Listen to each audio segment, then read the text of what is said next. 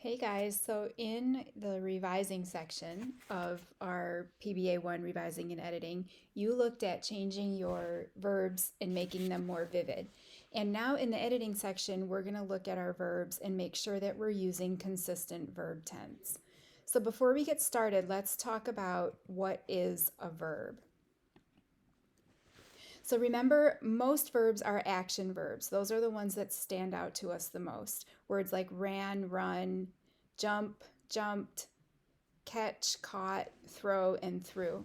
We also have helping verbs and linking verbs. So helping verbs show us when an action took place. Did it take place in the present, the past, or the future? And linking verbs link our subject to something about the subject, like a noun or an adjective.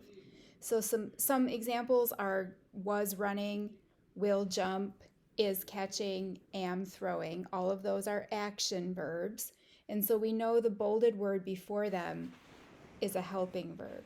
When we're looking at linking verbs, we can see the sentence Chloe was tired, Sammy will be hungry, Addison is a volleyball player, I am a football player. And in each one of those examples, our subject is linked to something about our subject with a linking verb. But regardless of whether you're using an action verb, a helping verb, or a linking verb, you want to make sure that your verbs are all in past tense. So for our examples, for action verbs, ran, jumped, caught, threw. Helping was is a past tense helping verb. Was could also be a past tense linking verb. Most of your helping and linking verbs will be was, were, did, etc. because your story happened in the past. So all of your verbs should be in past tense.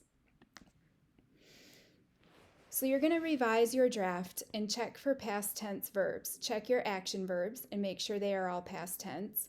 Check your helping verbs and make sure that they are all past tense. And then check your linking verbs and make sure that they are all past tense also.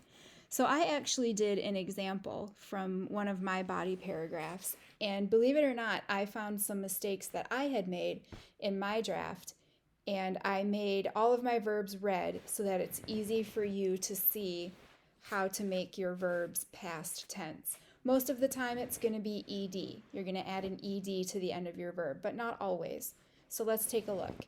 When the bell rang, signaling the end of the day, I cautiously gathered my books. I went out the door and saw Anthony getting on his bike. He peeled out of the schoolyard and left a trail of dust in his wake. My feet dragged as I began my walk home. Just then, Angie caught up with me. Hey, wait up, let's walk together. At least I might have some help, I thought. My palms were sweating, my heart was racing. I looked up at the cold gray sky and remembered my mom's words. The next time he comes after you, fight back. I didn't know if I was strong enough to fight the biggest bully in the 3rd grade. How could I win over someone so big and strong? We began the walk up Anthony's hill. His house sat about halfway up. If we made it past that, we would be safe. Just then, I saw him. He was on his bike. He swung a chain from his right hand. Philip was behind him. The moment had arrived. So if you take a look at all the words in red, you'll notice that all of those are verbs and they are all past tense. This is your time to go back through your draft and make sure that all of your action, helping, and linking verbs are in past tense. If you're unsure, you can always search it up. Search up if you have a verb, let's say my verb gather. If you're unsure what the past tense form of the verb gather is, go to Google, search it up, figure it out. Make sure that all of your verbs are in past tense.